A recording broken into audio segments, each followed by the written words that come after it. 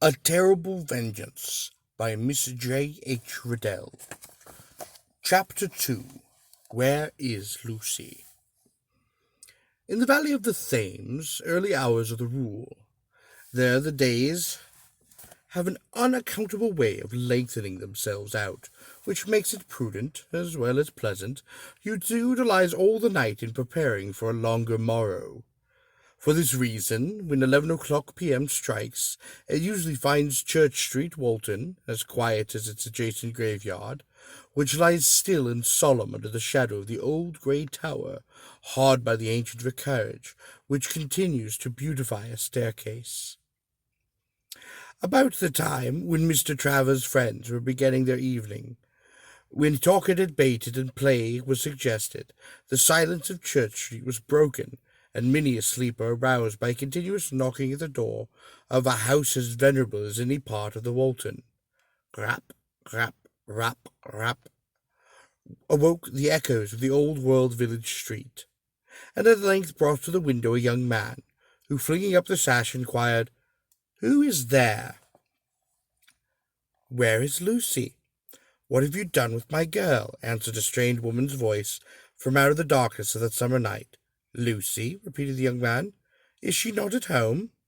"No, I've never set eyes on her since you went out together." "Why, we parted hours ago. Wait a moment, Miss Heath, I'll be down directly." No need to tell the poor woman to wait. She stood on the step, crying softly and wringing her hands, till the door opened, and the same young fellow who with the pretty girl had taken a boat opposite the Ship Hotel bade her to come in. Awakened from some pleasant dream, spite of all the trouble and hurry of the unexpected summons, there still shone the light of reflected sunshine in his eyes, and the flush of happy sleep on his cheek. He scarcely understood yet what had happened, for when he saw Mrs. Heath's tear-stained face, comprehension slowly came to him, and he said abruptly, "Do you mean that she has never returned home?" "Never." They were in the parlour by this time, and looking at each other by the light of one poor candle, which had set down upon the table. "Why, I left her," he said. "I left her long before 7. "Where?" "Just beyond Docket Point. She would not let me row her back. I did not know what was the matter with her, but nothing I did seemed right." "Had you any quarrel?" asked Miss Heath anxiously. "Yes, we had. We were quarrelling all the time. At least she was with me, and at last she made me put her ashore, which I did sorely against my will." "What had you done to my girl, then?" "I prayed of her to marry me. No great insult, surely, but she took it as one. I would rather not talk of what she answered. Where can she be? Do you think she can have gone to her aunt's? If so, she'll be back by the last train. Let's get home as fast as possible. I never thought of this, poor child. She'll go out of her mind if she finds nobody to let her in. You'll come with me? Oh, if she's not there, what shall I do? Whatever shall I do?" The young man had taken his hat, and was holding the door open for Miss Heath to pass out. "Oh, you must try not to fret yourself," he said gently, yet with a strange repression in his voice. "Very likely she may stay at her aunt's all night." "And leave me in misery, not knowing where she is? Oh, Mr. Grantley, I could never believe that." Mr. Grantley's heart was very hot within him, but he could not tell the poor mother he believed that when Lucy's temper was up, she would think of no human being but herself. "Won't you take my arm, Miss Heath?" he asked, with tender pity. After all, though everything was over between him and Lucy, her mother could not be held accountable for their quarrel, and he had loved the girl with all the romantic fever of a love's young dream. "I can walk faster without it, thank you," Miss Heath answered.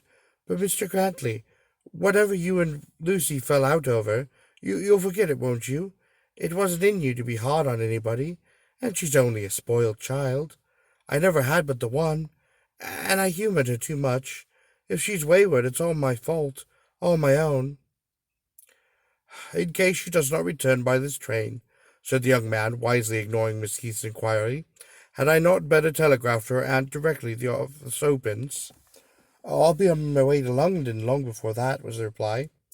"But what makes you think she won't come? Surely you don't imagine she has done anything rash?"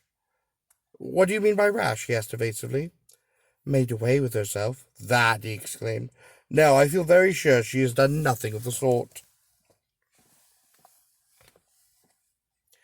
But she might have felt sorry when you left her, vexed for having angered you, heartbroken when she saw you leave her. Believe me, she was not vexed or sorry or heartbroken. She was only glad to know she had done with me, he answered bitterly. What has come to you, Mr. Grantley? Said Miss Heath in wonder. I never heard you speak the same before. Perhaps not. I never felt the same before. It is best to be plain with you, he went on. All is at an end between us, and that is what your daughter has long been trying for. How can you say that, and she so fond of you? She has not been fond of me for many a day. The man she wants to marry is not a poor fellow like myself, but one who can give her carriages and horses, and a fine house, and as much dress as she can care to buy. But where could she ever find a husband able to do that? I do not know, Miss Heath. All I do know is that she considers I am no match for her, and now my eyes are quite opened. I see that she was not a wife for me. We should never have known a day's happiness. It was too dark to see his face, but his changed voice and words and manner told Lucy's mother that kindly lad, who a couple of years before came courting her pretty daughter, had offended all of his friends for her sake, was gone away forever. It was a man who walked by her side, who had eaten the fruit of the tree, and had learned to be as a god, knowing good from evil. Well, she said brokenly. You are the best judge, I suppose, but oh, my child, my child. She was so blinded with tears she stumbled, and must have fallen had he not caught and prevented her. Then he drew her hand within his arm and said, I am very grieved for you. I never received anything but kindness from you. And indeed, she sobbed, you never were anything except good to me. I always knew we couldn't be considered your equals, and I often had my doubts whether it was right to let you come backwards and forwards as I did, parting you from all belonging to you. But I thought when your mother saw Lucy's pretty face from Mr. Grantley. There never was a prettier, assented the young man, though now his eyes were opened he knew Lucy's beauty would scarcely have recommended her to any sensible woman. I hoped you might take to her, but I'd never have intruded, and I was so proud and happy and fond of you. I was indeed, and I used to consider how, when you came down, I could have some little thing you fancied. But that's all over now, and I don't blame you. Only how my heart is sore and troubled about my foolish girl. They were on Walton Bridge by this time, and the night air blew cold and raw down the river, and made Mrs. Heath shiver. I wonder where Lucy is, she murmured, and what she thinks if she knew her mother was walking through the night in agony about her. Where was it you said you left her? Between Doggett Point and Chertsey.